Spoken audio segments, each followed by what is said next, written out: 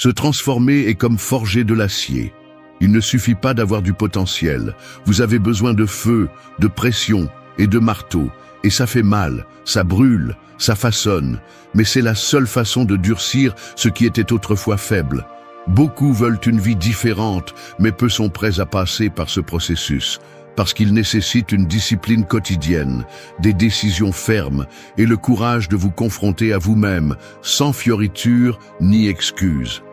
La plupart des gens n'ont pas besoin de plus de conseils, ils ont besoin de caractère, parce que vous n'êtes pas là où vous voulez être, non pas par manque de capacité, mais parce que vous continuez à négocier avec vous-même, à remettre à plus tard l'évident, à vous cacher derrière des justifications émotionnelles. Et vous le savez, vous ressentez ce malaise silencieux lorsque vous vous regardez dans le miroir, ce vide lorsque la journée se termine et que vous savez que vous n'avez pas fait ce que vous deviez faire.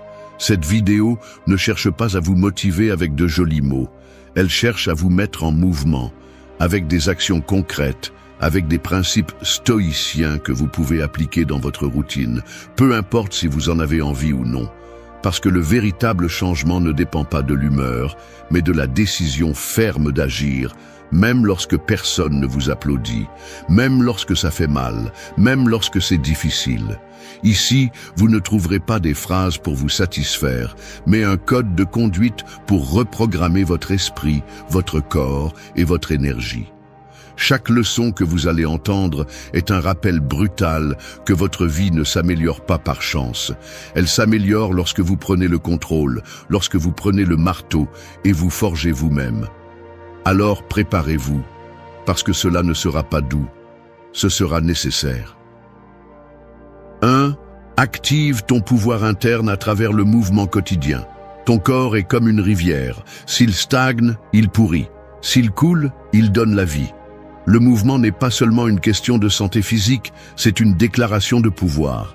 Chaque fois que tu te lèves et bouges, même si tu n'en as pas envie, tu dis au monde et à toi-même que tu ne vas pas rester coincé dans l'inertie. Parce que la paralysie est aussi une décision. Et beaucoup la choisissent tous les jours sans s'en rendre compte, se laissant consumer par des excuses déguisées en fatigue ou en manque de temps. Le stoïcisme ne parle pas de motivation, il parle de devoir. Le devoir de prendre soin du véhicule qui te soutient. Le devoir d'utiliser ton corps comme un outil, pas comme une prison. Marc Aurèle n'avait pas besoin de se sentir d'humeur pour diriger un empire. Il se levait et le faisait. Parce qu'il comprenait que agir selon ce que l'on sait être juste est plus important que ce que l'on ressent sur le moment. Et toi aussi tu le sais.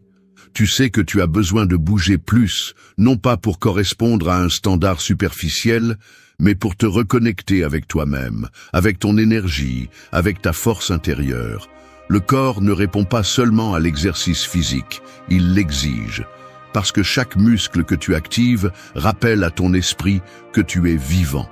Parce que chaque goutte de sueur est un signe que tu sors de ta zone de confort et entres dans la transformation. Et si tu veux vraiment une vie différente, tu ne peux pas laisser ton corps continuer à vivre comme si de rien n'était. La fatigue que tu ressens souvent n'est pas physique, elle est émotionnelle, mentale, existentielle. Et ce qui la soulage le plus n'est ni une sieste ni une série, c'est le mouvement conscient. Sors marcher, entraîne-toi, danse, cours, fais ce que tu veux mais bouge. La stagnation ne fait qu'alimenter la stagnation.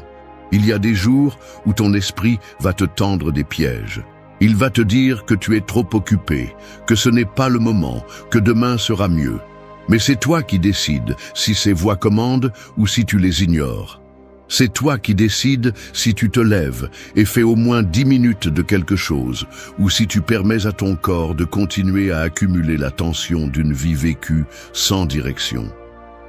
Parce que chaque jour où tu bouges avec intention est une victoire qui ne se voit pas, mais se ressent. N'attends pas que les autres le remarquent. Que tu le remarques est suffisant. Active ton pouvoir interne à travers le mouvement quotidien. Non pas comme une punition, mais comme une façon de revendiquer ta présence. De te rappeler que tu es toujours là, que tu peux encore tout changer. Parce que quand tu bouges, tout bouge avec toi. Tes idées, tes émotions, ta volonté. Tu n'as pas besoin d'une salle de sport, ni d'un entraîneur, ni d'un plan parfait. Tu as juste besoin de commencer. Dans ton salon, dans la rue, en silence, un pas, un étirement, un effort.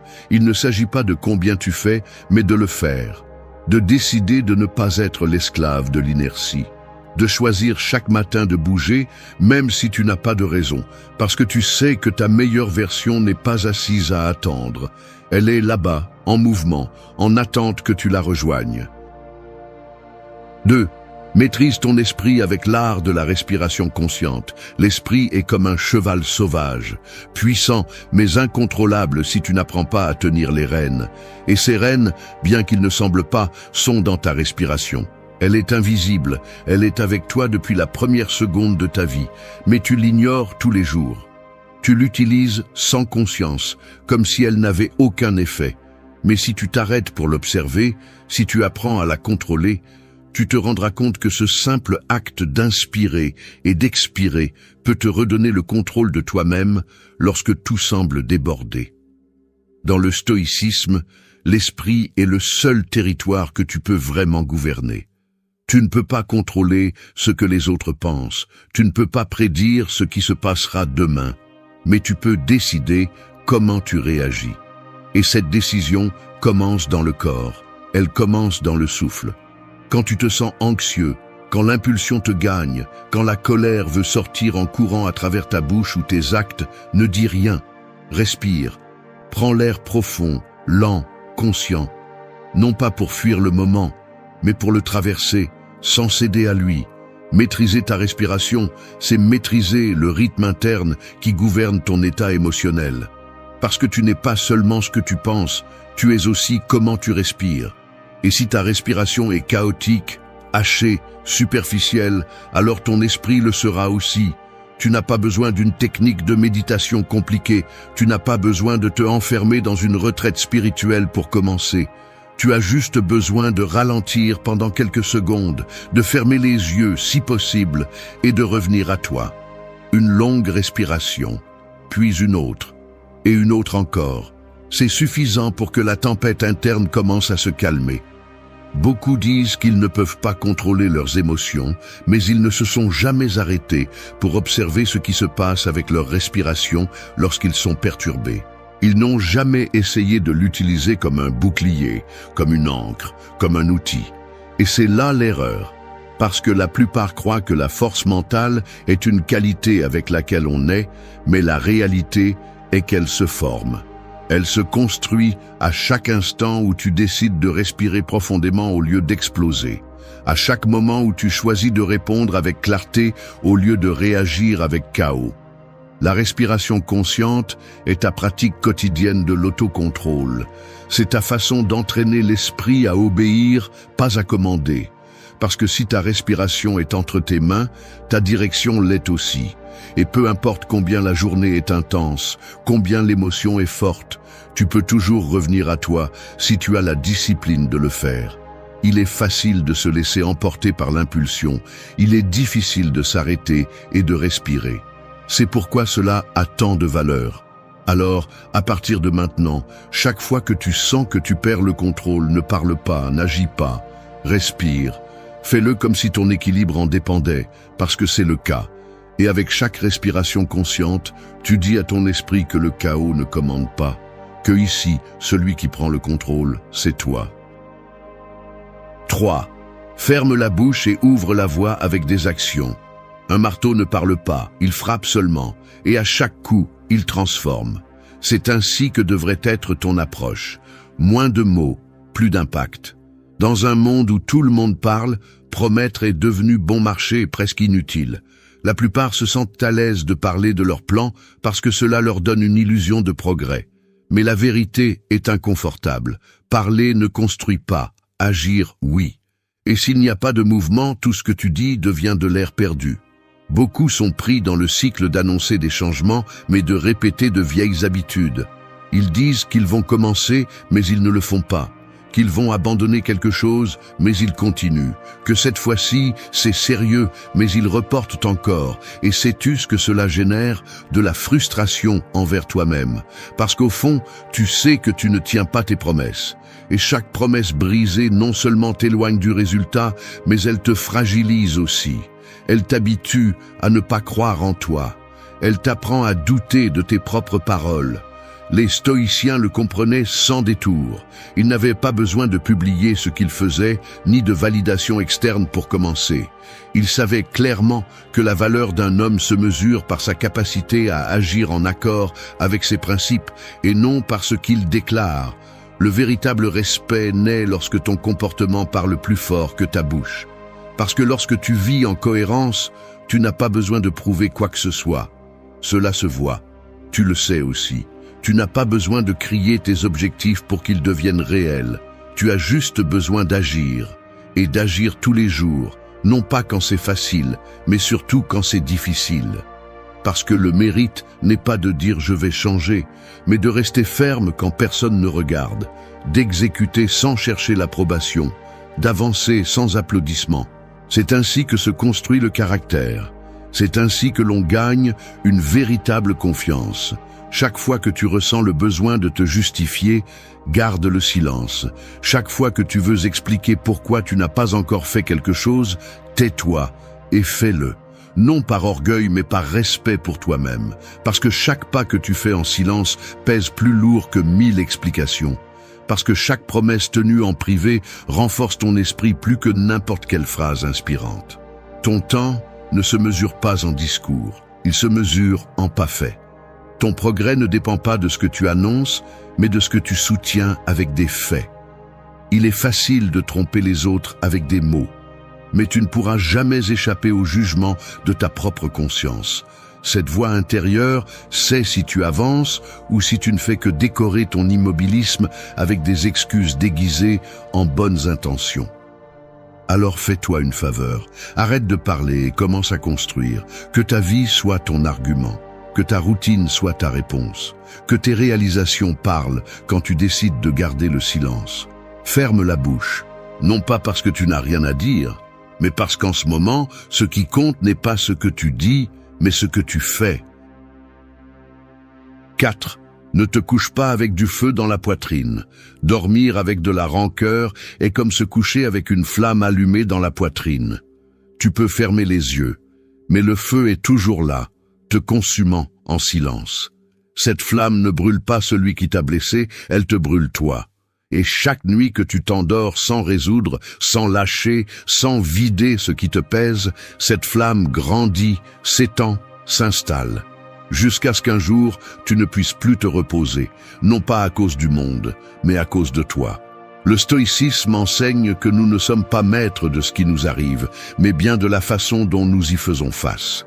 Tu peux vivre la journée la plus chaotique, tu peux recevoir la parole la plus blessante, tu peux porter l'erreur la plus stupide, mais si tu ne lâches pas cela avant de dormir, demain tu te réveilleras tout aussi tendu, tout aussi accablé, tout aussi pris au piège d'une émotion qui n'est même plus utile. Parce qu'il ne s'agit pas d'ignorer ce que tu ressens, mais de ne pas permettre qu'il te gouverne. Il ne s'agit pas d'effacer ce que tu as vécu, mais de le traiter, d'apprendre et de le lâcher avant qu'il ne devienne un fardeau inutile. Te coucher avec de la colère est comme préparer ton esprit pour une bataille qui est déjà terminée. Et si tu le fais nuit après nuit, tu deviens un guerrier qui se bat dans ses rêves, qui se lève fatigué, avec la poitrine serrée, sans clarté. On ne peut pas vivre ainsi. On ne peut pas construire une journée puissante sur un repos contaminé. Tu as besoin de nettoyer, respirer, pardonner ce que tu peux, comprendre ce que tu ne peux pas. Arrêter de traîner des affaires en suspens qui ne seront pas résolues à 3 heures du matin. Il ne s'agit pas non plus de t'obliger à être en paix. Il s'agit de choisir la sérénité comme un acte de force. Pardonner n'est pas justifier. Lâcher prise n'est pas abandonner. C'est décider que ton énergie ne va plus être piégée dans quelque chose qui ne change plus, dans quelque chose qui ne fait que te répéter la même pensée encore et encore, comme un écho inutile. Le stoïcien sait que s'accrocher à ce qui fait mal, c'est permettre à cette douleur de décider de son comportement. Et ce n'est pas de la liberté, c'est de l'esclavage. Chaque nuit est une occasion de fermer de petits cycles. Pas les grands, pas ceux qui prennent des années, mais ceux de la journée. Un malentendu, une dispute, une erreur commise. Note-le, réfléchis, respire. Ne laisse pas la culpabilité ou l'orgueil dormir avec toi. Ne va pas au lit en espérant que le temps guérira ce que tu n'es pas prêt à affronter. Parce que le temps ne guérit pas ce que tu continues à nourrir avec ta pensée, ta mémoire, ta tension. Fais de la nuit un espace de nettoyage mental. Tu n'as pas besoin de rituels complexes. Il suffit de t'arrêter quelques minutes. Demande-toi ce que tu portes, que tu pourrais lâcher. Quelle émotion te fait plus mal que ce qu'elle vaut? Remercie ce qui s'est bien passé. Admets ce que tu as échoué et décide de te reposer sans le poids inutile. Parce que se reposer n'est pas seulement fermer les yeux, c'est lâcher l'épée, c'est baisser le bouclier, c'est rester avec toi sans bruit. Ne sous-estime pas le pouvoir de te coucher en paix. C'est un acte de courage, pas de faiblesse. C'est une habitude des gens forts, pas des naïfs. Celui qui apprend à lâcher prise chaque nuit se réveille plus léger, plus clair, plus concentré. Celui qui insiste pour dormir avec le feu, tôt ou tard, se brûle de l'intérieur. Éteins le feu, pas pour les autres, pour toi. Que la journée se termine avec toi en paix, pas en guerre. Parce que c'est seulement ainsi. Le lendemain aura de la place pour quelque chose de nouveau. 5. Bouge d'abord. La motivation viendra ensuite. Attendre que la motivation arrive est comme s'asseoir devant un feu éteint en espérant qu'il vous réchauffe. Peu importe combien vous le désirez, si vous ne ramassez pas le bois, si vous n'allumez pas l'étincelle, si vous ne soufflez pas avec insistance, le feu ne naît pas. C'est ainsi que fonctionne l'élan interne. Il n'apparaît pas par magie. Il se construit avec l'action. Il s'allume avec le mouvement. Et si vous décidez de ne rien faire jusqu'à ce que vous ayez envie, vous passerez toute votre vie à grelotter de froid à côté d'un feu que vous n'avez jamais allumé. Cette idée que vous devez d'abord être inspiré pour agir est l'un des plus grands fraudes émotionnelles de cette époque. La plupart attendent le moment parfait, l'énergie juste, l'état idéal, comme s'il allait tomber du ciel. Mais les stoïciens l'ont compris différemment. Pour eux, le devoir passait avant le désir. L'acte précédait l'émotion, parce qu'ils savaient que si vous bougez, même si vous n'en avez pas envie, cette envie vient ensuite, et non l'inverse. Vous l'avez déjà ressenti, ce jour où vous vous êtes levé sans vouloir faire quoi que ce soit, mais vous vous êtes forcé à faire un pas. Et quand vous l'avez fait, quelque chose à l'intérieur a changé. Vous vous êtes senti différent, plus éveillé, plus vivant. L'esprit a commencé à s'organiser, le corps a répondu. La lourdeur a commencé à se dissiper. Non pas parce que la motivation vous a rendu visite, mais parce que vous l'avez provoquée. La motivation est fille du mouvement. Elle naît lorsque vous arrêtez de penser et décidez d'agir. Et cela demande du courage, parce qu'il est plus facile de rester au lit avec l'excuse que vous ne vous sentez pas prêt. Il est plus confortable de regarder l'horloge encore et encore à la recherche de raisons de ne pas commencer. Mais ce confort vous détruit lentement. Il vous maintient en mouvement circulaire, pris au piège dans la fausse idée que le moment approprié arrivera. Ce moment, vous le construisez. Avec vos mains, avec vos pas, avec vos décisions. Même si elles sont petites, même si elles sont difficiles. Parce que chaque fois que vous agissez sans enthousiasme, vous entraînez votre caractère. Vous dites à votre esprit que c'est vous qui commandez, pas lui. Et cela se reflète partout. Dans votre travail, dans vos relations, dans votre énergie. Si vous dépendez de l'état émotionnel pour faire ce que vous devez faire, vous ne serez jamais constant. Mais si vous apprenez à bouger sans dépendre du désir, tout commence à changer. Vous n'avez pas besoin de courir un marathon ou de faire quelque chose d'épique. Mettez-vous simplement en mouvement. Lavez l'assiette, faites une flexion, rangez votre espace, marchez 5 minutes. Peu importe quoi. L'important est d'activer le corps. Parce que lorsque le corps bouge, l'esprit s'aligne, l'élan arrive, et quand il arrive, il vous attrape déjà en marche. Vous n'avez plus à le chercher, il vous trouve, parce qu'il a compris que vous n'attendiez rien. Vous construisiez votre avance. Chaque jour est une nouvelle opportunité d'allumer ce feu. Et oui, au début, c'est dur. C'est très dur. Mais si chaque matin vous faites ce que vous savez que vous devez faire, même si vous n'avez pas envie, même si vous vous sentez lent, vous faites la chose la plus précieuse. Vous brisez la dépendance à l'élan et construisez une véritable discipline. N'attendez pas la motivation, provoquez-la. Faites le premier pas, allumez l'étincelle et laissez le feu grandir avec vous. 6. Ne donne pas ta paix à ce qui ne durera pas. Ta paix est comme une maison au milieu du désert. Si tu laisses la porte ouverte, n'importe quel vent peut l'envahir. Et il y a beaucoup de vents là-bas, des personnes qui te provoquent, des problèmes que tu ne contrôles pas, des situations qui ne sont que de passage. Si tu n'es pas conscient de qui ou de quoi tu ouvres la porte, tu finiras tout chamboulé à l'intérieur pour quelque chose qui n'aura même plus d'importance demain. Et le pire, c'est que bien souvent, c'est toi-même qui as donné la clé au chaos. Nous donnons notre tranquillité à tout ce qui se présente. Un mauvais regard, un message qui n'arrive pas, un commentaire vide, une nouvelle éphémère. Et chaque fois que tu le fais, tu te dis à toi-même que ton centre est faible, que n'importe qui peut le toucher. Mais le stoïcisme ne fonctionne pas comme ça. Les stoïciens ne s'entraînaient pas pour que tout se passe bien. Ils s'entraînaient pour que, lorsque les choses tournent mal, leur paix reste intacte. Parce qu'ils comprenaient que la véritable force n'est pas de contrôler le monde, mais de ne pas permettre au monde de te contrôler. À quoi bon te lever tôt, bien manger, travailler sur tes habitudes, si un mot étranger peut tout renverser? À quoi bon ta discipline si chaque stimulus externe a le pouvoir de te voler ta tranquillité? Tu ne peux plus te laisser emporter par ce qui ne dépend pas de toi, parce que la plupart des choses ne dépendent pas de toi. Le climat ne dépend pas de toi, ni les décisions des autres, ni les émotions des autres. Mais ce qui dépend de toi, c'est à quoi tu donnes du pouvoir, à quoi tu donnes ton énergie, ton attention, ta réaction. Tu décides si tu transformes un désagrément en tragédie. Tu décides si tu permets à une opinion de te consumer toute la journée. Tu décides si tu réagis ou si tu observes.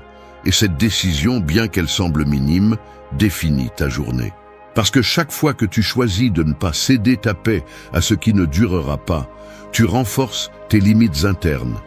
Tu affirmes que ton monde intérieur n'est pas à vendre, que tout le monde ne peut pas entrer et redécorer ton état mental selon son humeur ou ses paroles. Cela ne signifie pas devenir froid ou indifférent. Cela signifie avoir du discernement. Cela signifie discerner. Te demander avec sincérité si ce qui te perturbe aujourd'hui aura de l'importance dans une semaine, si cela vaut la peine de t'épuiser pour quelque chose que tu oublieras demain. La plupart du temps, non. Mais le problème est que nous réagissons avant de penser. Nous prenons tout comme une menace, comme quelque chose de personnel, alors qu'en réalité, beaucoup de choses n'ont même rien à voir avec toi. Elles sont le reflet des autres, pas le tien. Avoir la paix n'est pas s'enfermer dans une bulle. C'est marcher dans le monde en sachant que le monde est plein de chaos. Et pourtant, tu ne le ramènes pas chez toi. C'est voir le conflit, mais ne pas l'alimenter. C'est écouter la critique, mais ne pas l'absorber. C'est assister au bruit, mais ne pas le laisser entrer dans ta poitrine. Et cela ne se réalise qu'avec une pratique quotidienne, avec conscience, avec discipline émotionnelle. Quand tu sens que quelque chose veut te voler ta tranquillité, arrête-toi, respire, demande, est-ce que ça vaut le coup? Est-ce que ça dépend de moi? Est-ce que ça va vraiment avoir de l'importance dans ma vie? Si la réponse est non, alors laisse tomber. Laisse passer comme une rafale. Tu n'es pas ça. Tu es celui qui choisit d'ouvrir ou de fermer la porte. Protège ta maison intérieure, non pas par faiblesse, mais par sagesse. Parce qu'il y a trop de choses là-bas qui ne durent que quelques minutes, mais si tu les laisses entrer, elles te volent des jours entiers. 7. Enlève le tranchant de l'erreur avec un sourire ferme. L'erreur est comme une épine. Si tu la serres avec colère, elle s'enfonce davantage. Mais si tu respires, la prends avec calme et l'extrais avec soin, elle cesse de faire mal. Il en va de même pour tes erreurs. Si tu réagis avec honte, culpabilité ou frustration, l'erreur s'incruste plus profondément. Mais si tu apprends à la regarder avec fermeté, voire avec un sourire qui dit « je suis toujours debout », l'erreur perd de son pouvoir. Elle cesse d'être une blessure ouverte et devient une expérience utile. Souvent, ce n'est pas l'erreur en elle-même qui fait le plus de mal, mais ta réaction face à elle. Tu trébuches, et au lieu de te relever et de continuer, tu t'insultes, te punis, te répètes que tu ne vaux rien, que tu as encore tout gâché. Cette réaction est plus destructrice que l'erreur elle-même. Car non seulement elle t'arrête, mais elle commence aussi à te définir. Et personne ne s'améliore à partir du mépris, personne n'évolue en se parlant à soi-même avec une dureté excessive. Les stoïciens savaient que l'erreur était inévitable. Ils n'aspiraient pas à ne jamais se tromper, ils aspiraient à apprendre vite, à ne pas tomber 2 fois sur la même pierre par obstination, mais aussi à ne pas se paralyser par peur de trébucher. Ils savaient que se tromper faisait partie du chemin, et que l'important était la manière dont tu réagissais, car celui qui reste coincé dans la culpabilité n'avance pas, et celui qui prétend que rien ne s'est passé répète le cycle. La vertu est d'assumer, de traiter et d'avancer. Ce sourire ferme n'est pas du cynisme, ce n'est pas se moquer de ce que tu as mal fait. C'est une déclaration, un message que tu te donnes à toi-même en disant « Oui, j'ai échoué, mais je suis toujours là et je ne vais pas me briser pour cela. » C'est te regarder avec humanité, avec maturité, c'est te traiter comme tu traiterais quelqu'un que tu veux voir s'améliorer. Car si tu ne te donnes pas l'espace pour échouer et corriger, comment espères-tu grandir? L'erreur n'est pas l'ennemi, c'est le maître. Chaque fois que tu trébuches, il y a quelque chose que tu peux ajuster. Mais tu ne le découvriras que si tu t'arrêtes pour regarder avec sérénité, pas avec drame. Si au lieu de te cacher, tu observes. Si au lieu de te justifier, tu réfléchis. Et cela ne se fait pas avec agression interne, cela se fait avec conscience, avec le calme de celui qui sait qu'il est en construction, pas en compétition. Apprends à te dire « Cela s'est passé, cela n'a pas marché comme je le voulais, mais j'ai compris pourquoi, et cela me rend plus fort. » Cette phrase ne t'affaiblit pas, elle te libère, parce qu'elle te sort du rôle de victime et te place dans celui d'apprenant. Parce que si chaque fois que tu te trompes, tu décides d'avancer avec un peu plus de clarté, alors l'erreur en valait la peine. Le problème, c'est qu'on nous a appris à craindre l'échec, à le cacher, à en avoir honte. Mais personne n'avance sans se salir. Personne ne s'améliore sans passer par l'inconfort. La clé est de savoir comment tu décides de l'affronter. Tu peux le traîner comme une chaîne ou l'utiliser comme une pierre sur laquelle tu appuies ton prochain pas. Alors, la prochaine fois que tu échoues, ne te brise pas. Ne te parle pas avec haine. Respire. Observe. Apprends. Et si tu peux, souris. Non pas parce que l'erreur ne fait pas mal, mais parce que tu n'es plus le même qu'avant. Parce que maintenant tu comprends que cette épine n'est pas venue pour te couler, mais pour t'apprendre où tu dois faire plus attention.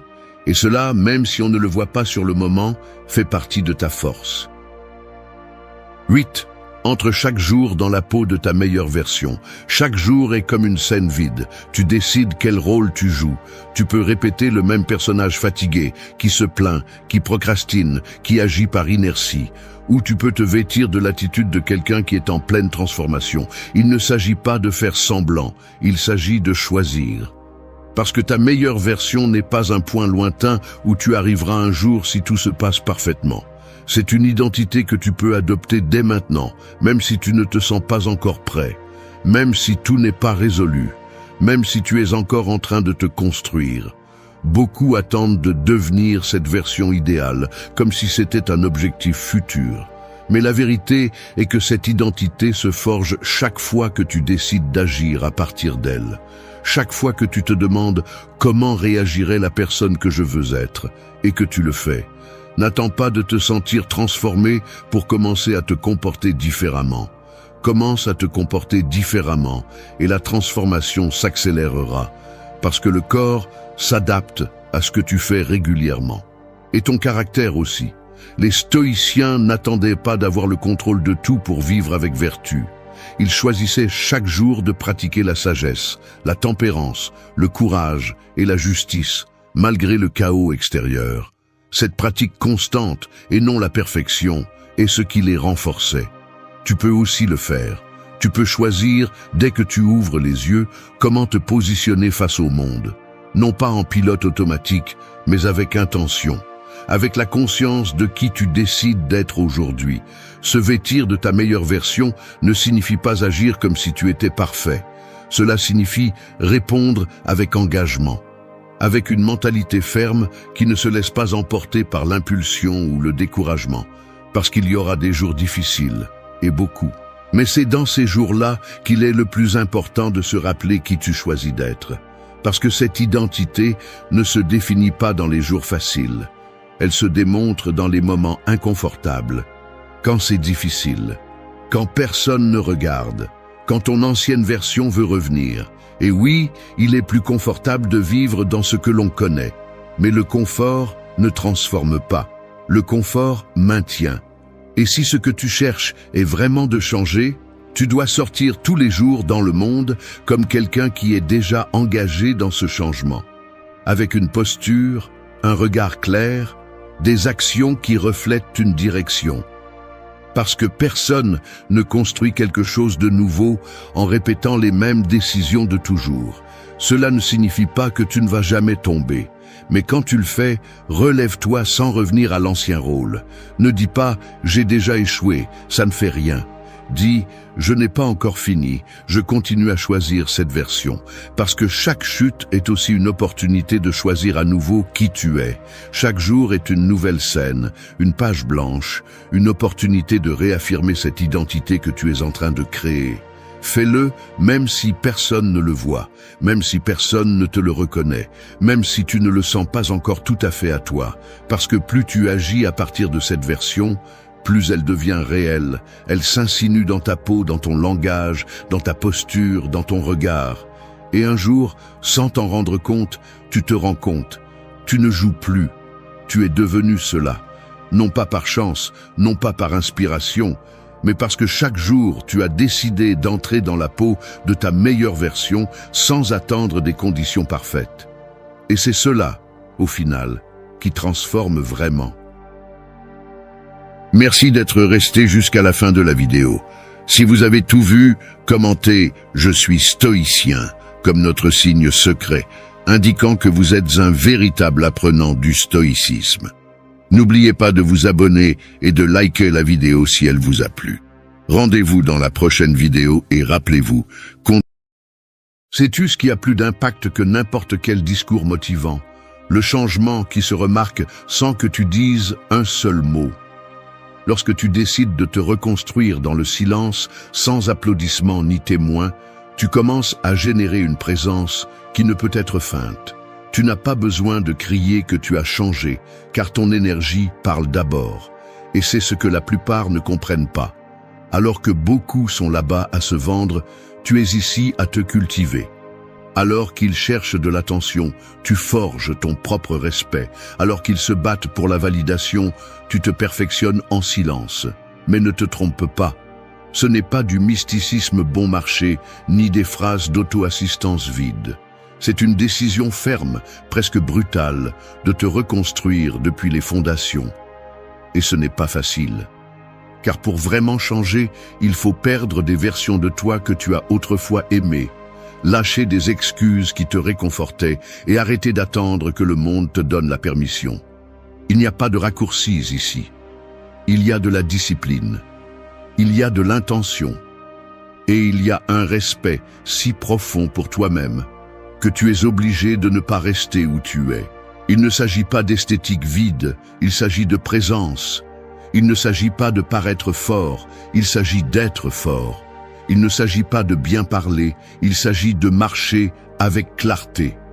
Et cela ne peut être accompli qu'avec un travail interne, avec concentration, avec des décisions quotidiennes que personne ne voit, mais que tu connais. Parce qu'au final, celui qui se transforme vraiment ne cherche pas à être vu, il cherche à être en paix. Maintenant, je vais te le dire clairement, si tu attends de la motivation externe, ce n'est pas ton moment.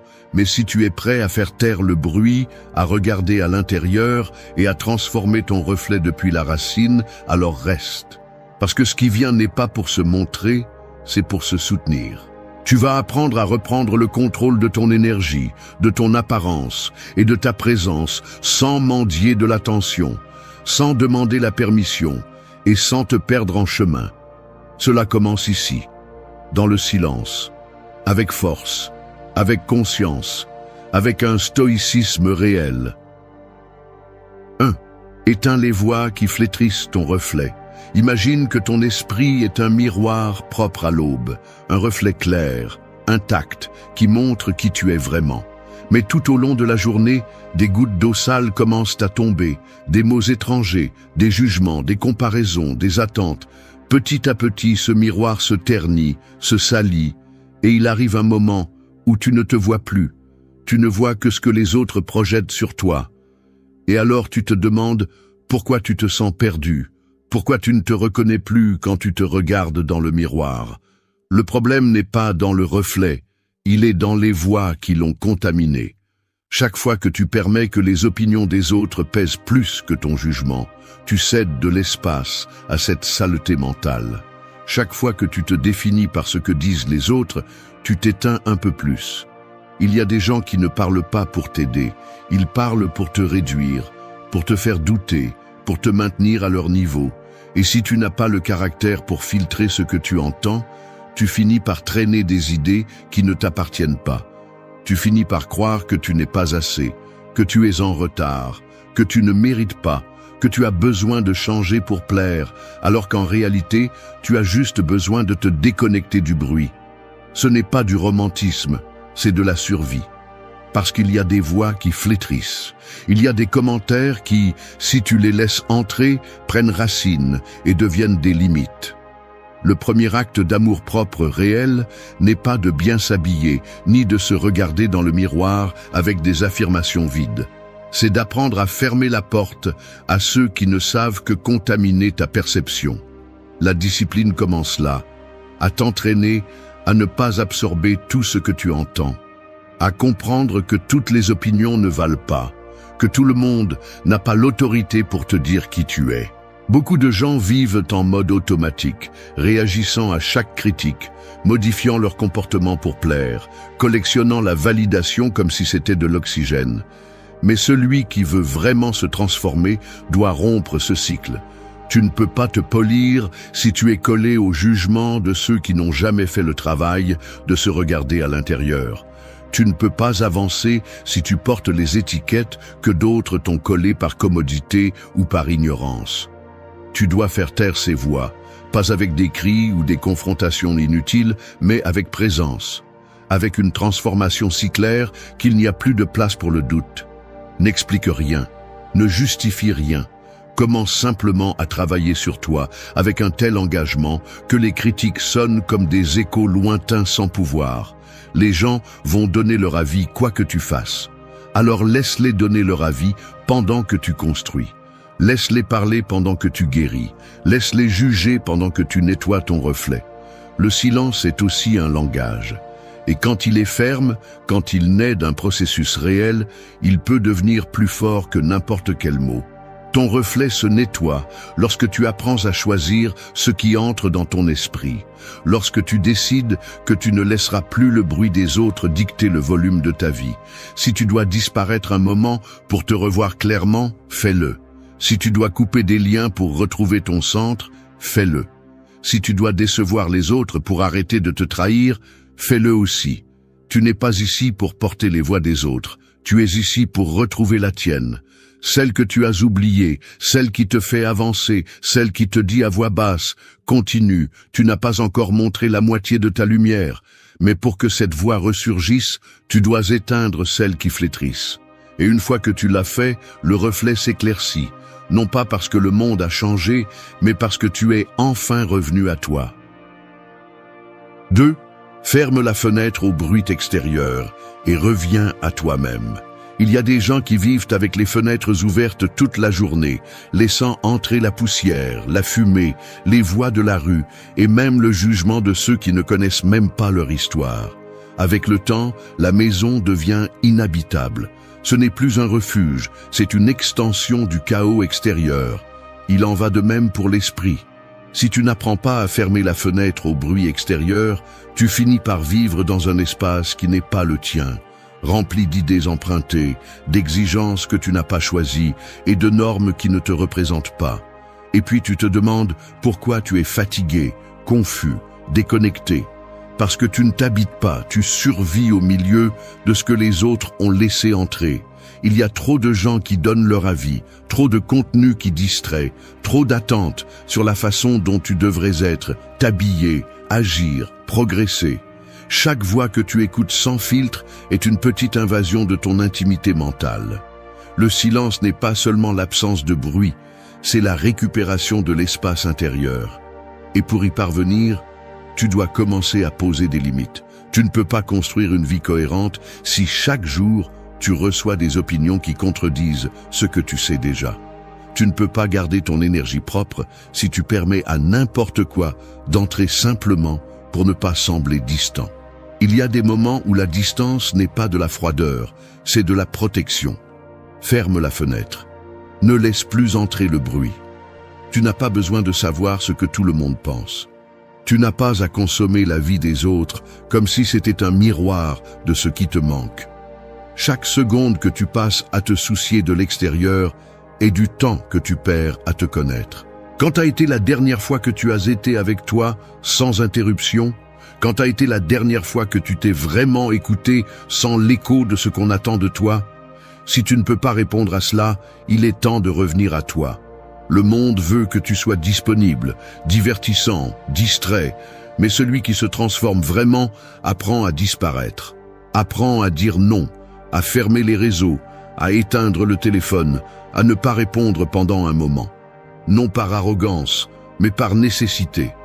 Tu récupères ta maison, tu nettoies ton espace, et cela ne se fait pas si tu es ouvert à tout. Celui qui ne met pas de filtre se contamine. Et ensuite, il finit par agir par inertie, désirant ce dont il n'a pas besoin, imitant ce qui ne le représente pas, vivant une vie qui n'est pas la sienne. Revenir à soi est une pratique quotidienne. Ce n'est pas t'isoler du monde, c'est te reconnecter à ce qui compte. C'est prendre des décisions conscientes sur ce que tu vois, ce que tu entends, ce que tu permets d'entrer. C'est choisir avec quoi tu nourris ton esprit, ton corps, ton énergie. Et pour cela, il faut apprendre à fermer des portes. Parfois, cela implique de s'éloigner des personnes qui te distraient plus qu'elles n'ajoutent. D'autres fois, cela implique d'arrêter de suivre des comptes, d'arrêter de répondre à des messages qui n'apportent rien, d'arrêter de chercher des stimuli qui ne font que t'endormir.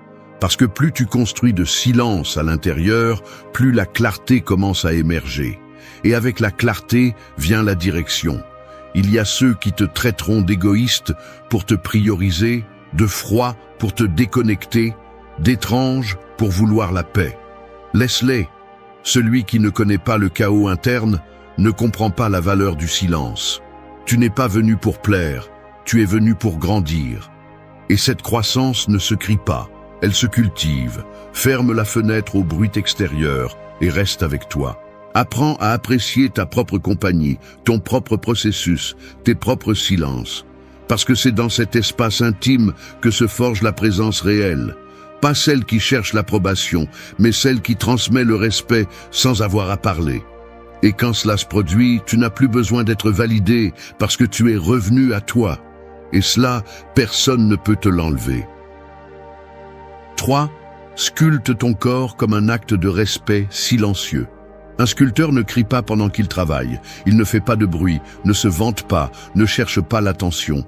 Il prend simplement le bloc brut, visualise ce qu'il y a à l'intérieur et commence à sculpter. Jour après jour, coup après coup, millimètre par millimètre.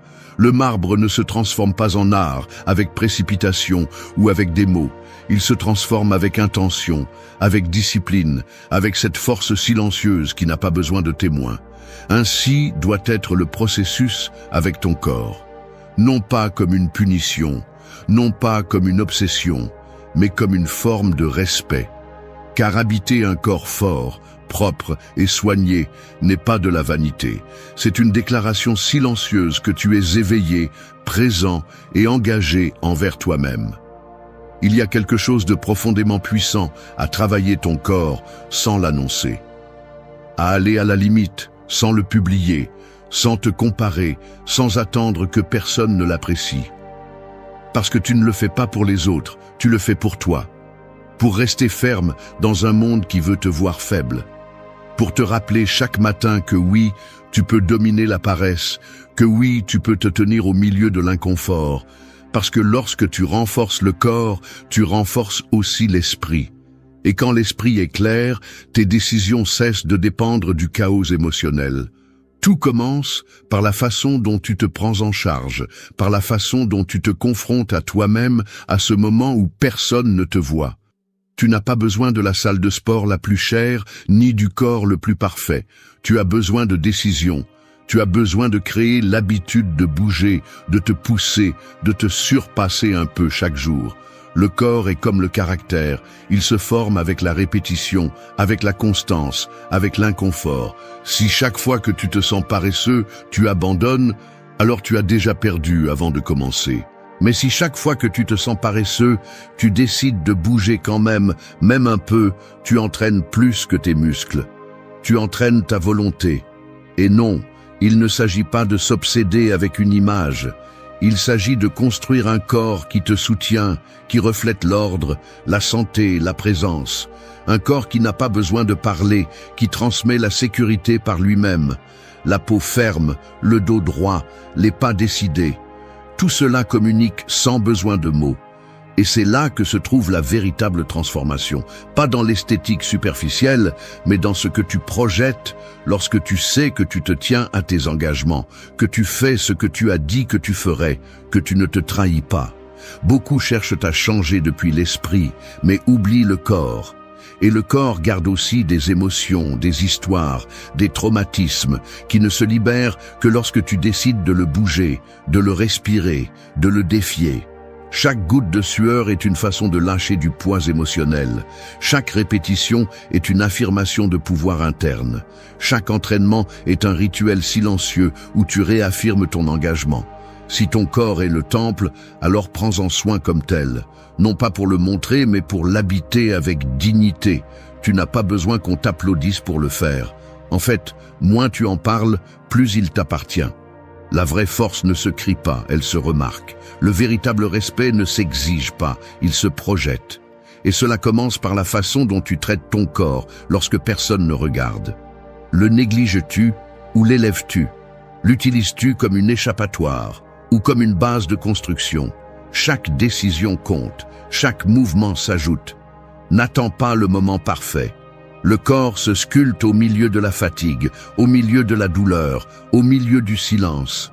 Fais-le pour toi, pour ce toi qui émerge, pour ce toi qui mérite de se sentir fort, stable, connecté.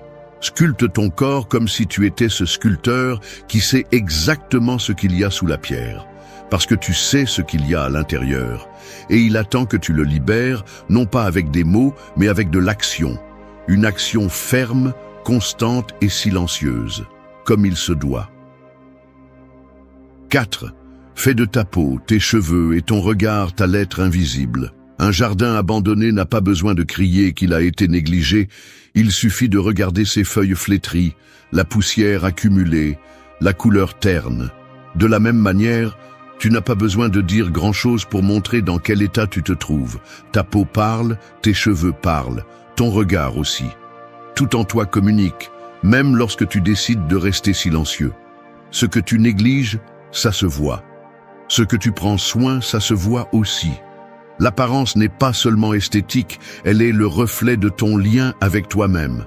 Et même si beaucoup veulent feindre la confiance par les vêtements ou l'attitude, la vérité se voit toujours dans les détails que tu ne peux pas feindre. Il ne s'agit pas de paraître parfait, il s'agit de montrer que tu te respectes.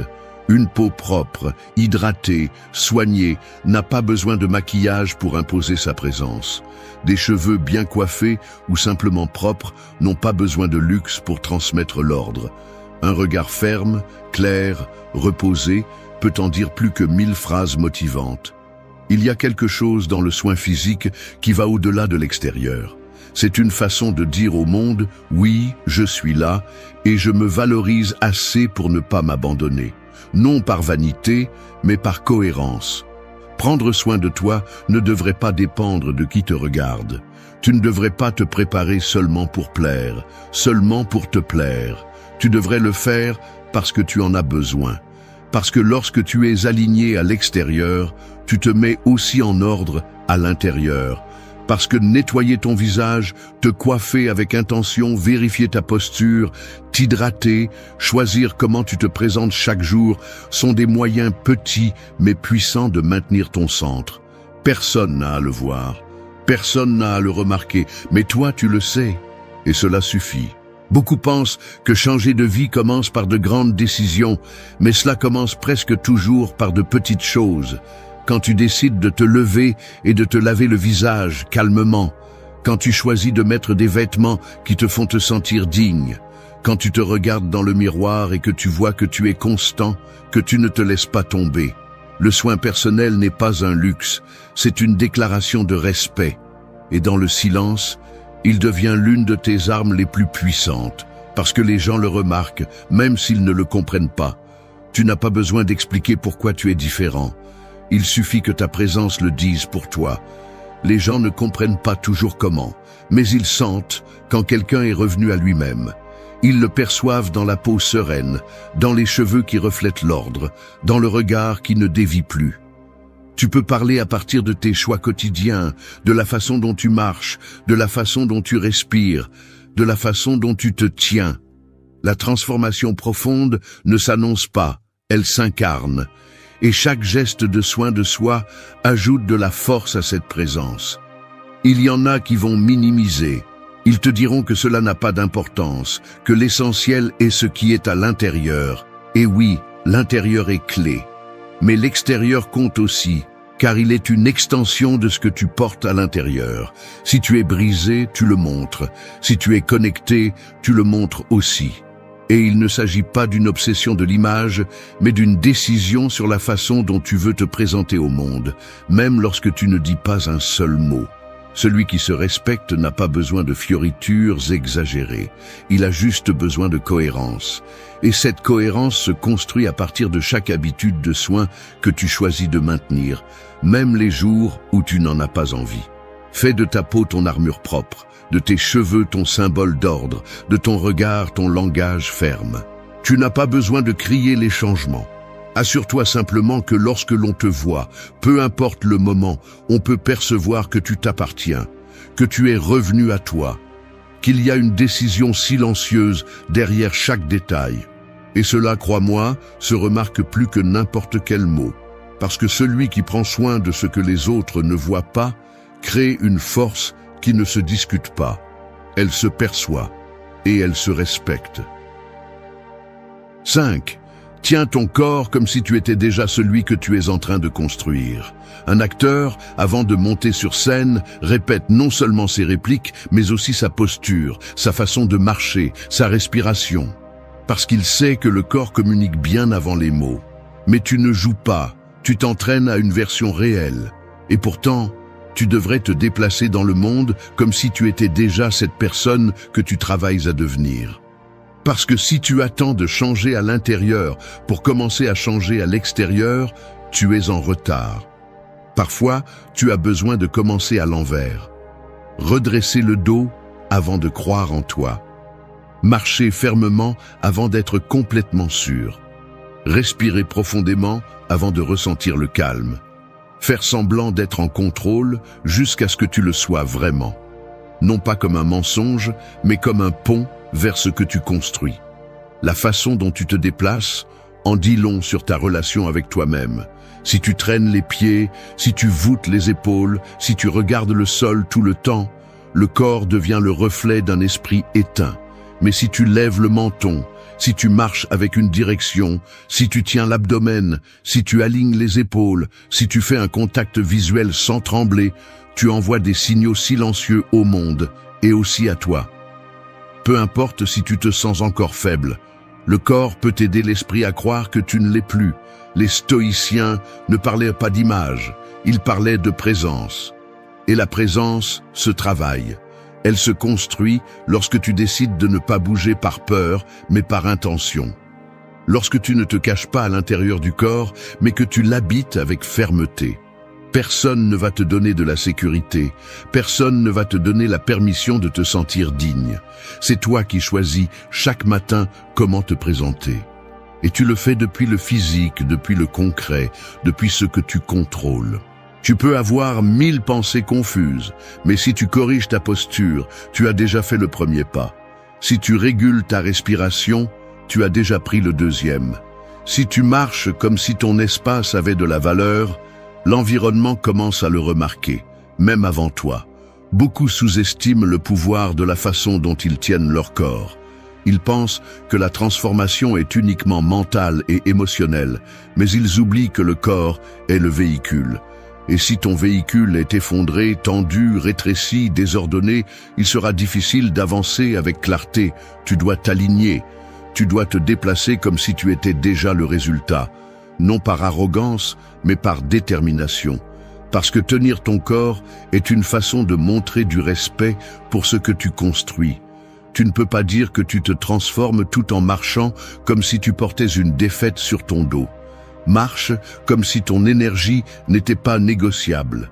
Que tu ailles au travail, à la salle de sport ou simplement dans la rue, fais-le comme quelqu'un qui connaît déjà sa valeur.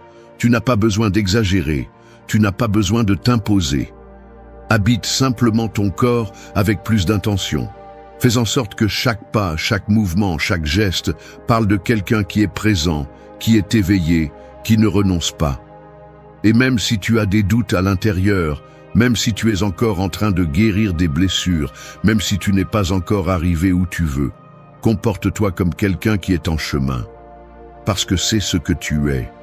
Un projet en construction qui n'attend pas d'être terminé pour commencer à marcher avec assurance. Ne t'abandonne pas dans le processus. Ne te déplace pas depuis l'insécurité. Ne porte pas ton corps comme si c'était un fardeau de plus. Tiens-le avec fierté, avec soin, avec décision. Parce qu'à chaque fois que tu le fais, tu te rapproches de cette version de toi qui ne se cache plus, qui ne se traîne plus, qui ne s'excuse plus d'occuper de l'espace. Et cette version a besoin d'un corps qui soit à la hauteur, pas demain, aujourd'hui. Commence par la façon dont tu te tiens, et le reste commence à s'aligner. 6. Habille-toi comme quelqu'un qui honore le présent, pas comme quelqu'un qui cache le passé. Un guerrier ne met pas son armure pour se cacher, il la met pour se rappeler qui il est, pas pour dissimuler des blessures, mais pour protéger ce qu'il a déjà surmonté. C'est ainsi que tu devrais t'habiller, pas comme quelqu'un qui cherche à s'intégrer, ni comme quelqu'un qui essaie de cacher la honte d'hier, mais comme quelqu'un qui honore le point où il se trouve, sans prétendre, sans exagérer, sans déguiser. Les vêtements, les couleurs, les détails que tu choisis chaque jour en disent plus sur ton état intérieur que n'importe quelle phrase que tu publies. Et si tu ne fais pas attention à la façon dont tu t'habilles, tu ne fais probablement pas non plus attention à la façon dont tu te sens avec toi-même. Il ne s'agit pas de mode ou de luxe, il s'agit de présence, de cohérence, de ce geste silencieux qui montre que tu ne te laisses pas tomber, même si tu es en processus. Parce qu'il y a ceux qui utilisent les vêtements pour attirer l'attention, mais il y a aussi ceux qui les utilisent pour se cacher. Et aucun des deux extrêmes ne reflète une véritable transformation. Ce que l'on cherche ici, c'est autre chose. C'est de choisir consciemment comment tu veux te présenter au monde sans traîner le poids de ce que tu as été. Sans dissimuler les insécurités, ni cacher les cicatrices. Simplement te montrer à partir d'un lieu de dignité silencieuse. S'habiller ne devrait pas être un acte automatique. Cela devrait être une affirmation. Je suis ici, je suis éveillé, je suis présent. Même si je ne suis pas encore qui je veux être, je mérite de m'habiller avec respect.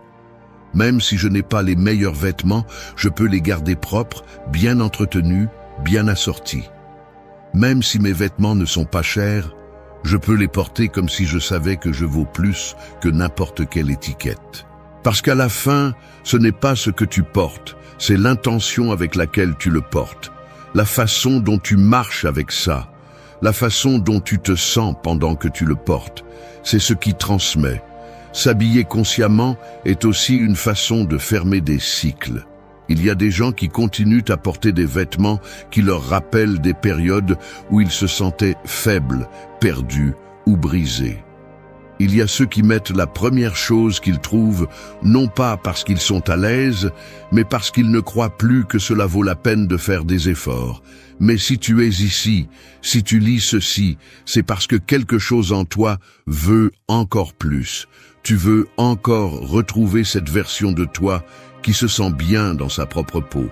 Et une partie de cela est de choisir de t'habiller comme quelqu'un qui ne vit plus coincé dans le passé. Commence par nettoyer ton placard. Enlève ce qui ne représente plus ton présent. Garde ce qui t'élève, ce qui te convient, ce qui te rappelle que tu mérites d'être bien. Tu n'as pas besoin de beaucoup de vêtements. Tu as besoin d'intention, d'ordre, de clarté. Et surtout d'une posture interne qui te fait marcher comme quelqu'un qui n'a plus rien à cacher. Parce qu'il ne s'agit pas d'impressionner qui que ce soit. Il s'agit de cesser de te cacher. Il s'agit de construire une image qui est alignée avec ton avancement. Regarde-toi avant de sortir. Non par vanité, mais par respect. Demande-toi si ce que tu portes reflète l'engagement que tu prends avec toi-même. Et si ce n'est pas le cas, change-le. Non pas pour faire semblant, mais pour te reconnecter. Fais-le en silence. Fais-le pour toi. Parce que quand tu t'habilles à partir du présent, le passé commence à te lâcher. Tu n'as plus besoin de le cacher. Tu ne le traînes plus. Tu décides chaque jour de te montrer comme quelqu'un qui a choisi d'avancer. Et ce choix, bien qu'il semble petit, a du pouvoir. Parce que celui qui prend soin de ce qu'il montre à l'extérieur, travaille aussi ce qu'il soutient à l'intérieur. Alors, ne t'habille pas pour plaire ni pour te cacher. Habille-toi comme quelqu'un qui honore ce qu'il construit, comme quelqu'un qui sait qu'il n'a pas terminé son chemin, mais qui n'a plus l'intention de marcher courbé parce qu'il a vécu. Ce que tu as été est déjà passé. Aujourd'hui, tu t'habilles comme quelqu'un qui choisit qui il va être. Et ça se voit, même si tu ne dis rien. 7. Que ton silence soit l'écho d'une transformation irréversible. Lorsqu'une montagne change de forme sous l'érosion du temps, elle ne l'annonce pas. Elle ne se plaint pas du vent ni de l'eau. Elle se transforme simplement. Et ce qui était autrefois tranchant devient courbe. Ce qui était autrefois fragile devient roche solide. C'est ainsi que se produit la véritable transformation. Silencieuse, constante, inévitable. Elle ne cherche pas l'attention, ne se justifie pas, n'attend pas l'approbation. Elle avance simplement, parce que lorsque le changement est réel, il n'a pas besoin d'explication. Celui qui crie ce qu'il fait cherche encore la reconnaissance. Celui qui a vraiment changé ne discute plus, il est simplement. Et c'est ce que tu dois chercher. Que ton silence devienne la preuve vivante que tu ne reviendras pas en arrière. Beaucoup de gens confondent le bruit avec le progrès. Ils pensent que si ce n'est pas publié, ça ne compte pas. Que si ce n'est pas partagé, ce n'est pas réel. Mais la vérité est que le processus le plus profond se produit toujours lorsque personne ne regarde. Le muscle se développe à l'entraînement, pas sur la photo. L'esprit se renforce dans l'inconfort, pas dans la phrase motivante. Et tu n'as pas besoin de prouver quoi que ce soit pendant que tu es en construction. Tu as juste besoin de décider que tu ne seras plus jamais qui tu étais. Il y aura ceux qui voudront te provoquer pour voir si tu es toujours le même. Il y aura ceux qui essaieront de te ramener à l'ancien scénario que tu jouais. Mais tu n'es pas obligé de réagir. Tu n'es pas ici pour répéter des schémas, tu es ici pour les briser. Et cette rupture se produit en silence. Chaque fois que tu décides de ne pas répondre avec colère, chaque fois que tu choisis le calme plutôt que le drame, chaque fois que tu t'éloignes sans expliquer, tu entraînes une force qui ne s'achète ni ne s'enseigne, celle de quelqu'un qui n'a plus besoin de bruit pour savoir qui il est. Tais-toi, mais pas par peur, mais par conviction. Le silence devient puissant lorsqu'il est rempli d'intention. Chaque jour que tu passes sans te justifier, sans chercher l'attention, sans mendier la validation, tu en dis plus que n'importe quel discours. Tu dis « je change », non pas pour te convaincre, mais parce que je ne peux plus rester le même. Et cela se voit. On le voit dans ton regard, dans ta posture, dans tes limites, dans ton énergie. Les gens le sentent, même s'ils ne savent pas comment l'expliquer. La véritable transformation ne fait pas de bruit. Elle n'émet pas d'avertissement. Elle ne supplie pas d'être comprise. Elle se produit simplement. Comme la marée qui change la forme de la côte avec une patience brutale, tu es cette marée, tu es ce changement. Fais que ton silence le reflète, qu'il devienne un écho ferme, impossible à ignorer, non pas parce que tu parles plus fort, mais parce que tu n'as plus besoin de parler. Parce que ce que tu construis s'impose de lui-même, parce que maintenant ta présence pèse plus que n'importe quel mot, parce que maintenant tu n'es plus qui tu étais. Et cela, sans rien dire, change tout. 8. Protège ce qui a fleuri en t'éloignant de ce qui l'a autrefois flétri. Une fleur ne retourne pas au sol qui l'a desséchée. Peu importe si ce sol a été fertile à un moment donné, si elle n'obtient plus ce dont elle a besoin, elle se détache, s'éloigne, cherche la lumière dans une autre direction. Et tout comme la nature ne négocie pas avec ce qui lui fait du mal, tu ne devrais pas le faire non plus. Si tu as travaillé pour fleurir, si tu as construit quelque chose en toi qui commence enfin à se sentir stable, fort, vivant, alors tu as la responsabilité de le protéger, de ne pas retourner à ce qui a autrefois éteint ton énergie, de t'éloigner des environnements, des personnes et des routines qui te ramenaient encore et encore au même puits. Se transformer est difficile, mais il est encore plus difficile de maintenir ce que tu as accompli. Parce que lorsque tu changes, le monde que tu tolérais auparavant ne convient plus, et les tentations de retourner ne manqueront pas. Les amis qui ne te cherchent que lorsque tu ne vas pas bien, les habitudes qui te promettent un réconfort rapide mais te laissent vide, les dynamiques qui te ramènent à la version faible de toi-même. Tu ne peux pas permettre que cela ait une autre chance. Ce qui a fleuri en toi n'est pas négociable. Ce n'est pas en vente. Il n'est pas exposé au jugement ni à l'usure. Il est pris en charge. Il est honoré. Il est défendu. T'éloigner ne fait pas toujours mal à cause de ce que tu laisses derrière toi, mais à cause de ce que cela te rappelle. Parce qu'en quittant certains endroits ou en coupant certains liens, tu ne fais pas que fermer des cycles, tu affrontes aussi des versions passées de toi qui veulent encore être entendues. Mais tu n'es pas ici pour rester là où tu as été petit. Tu es ici pour construire une vie plus grande que tes blessures. Et cette vie nécessite de l'espace, elle nécessite du silence, elle nécessite des décisions fermes. Il y aura ceux qui te traiteront de froid, distant, ingrat. Laisse-les. Seul toi sais ce que tu as dû faire pour sortir de là où tu étais. Seul toi sais les nuits où tu as dû te battre avec toi-même pour ne pas céder. Seul toi sais ce qui a fleuri. Et personne d'autre n'a le droit de donner son avis sur la façon dont tu le protèges. Si t'éloigner te donne la paix, alors c'est par là. Si fermer une porte te donne de la stabilité, alors fais-le sans hésiter. Si voir moins certaines personnes te redonne de l'énergie, alors c'est de l'amour propre, même si ça fait mal, même s'ils ne comprennent pas. Tout le monde ne mérite pas d'accéder à ta nouvelle version. Tout ne doit pas rester le même simplement parce que c'était toujours ainsi. Te protéger n'est pas de l'égoïsme, c'est de la maturité. C'est savoir que tu ne peux pas continuer à arroser des jardins où il n'y a jamais eu de fleurs. C'est comprendre que le respect de soi se reflète aussi dans les limites que tu poses. Et ces limites n'ont pas besoin d'être expliquées. Elles se maintiennent, elles se vivent, elles se défendent sans élever la voix. Ce qui a fleuri en toi est précieux, et celui qui le valorise en prend soin. Tu n'es plus sur le même terrain, tu n'es plus la même racine. Maintenant tu sais ce qui te nourrit, maintenant tu reconnais ce qui te flétrit, et cette clarté est ton guide. Suis-la. Même si tu dois t'éloigner, même si tu dois recommencer, ta nouvelle paix n'est pas négociable. Prends-en soin comme si c'était la seule chose que tu as, parce qu'en réalité, c'est le cas. Merci d'être resté jusqu'à la fin de la vidéo. Si vous avez tout vu, commentez « Je suis stoïcien » comme notre signe secret, indiquant que vous êtes un véritable apprenant du stoïcisme. N'oubliez pas de vous abonner et de liker la vidéo si elle vous a plu. Rendez-vous dans la prochaine vidéo. Porter le fardeau de la dépendance émotionnelle, c'est comme marcher avec un miroir brisé dans les mains.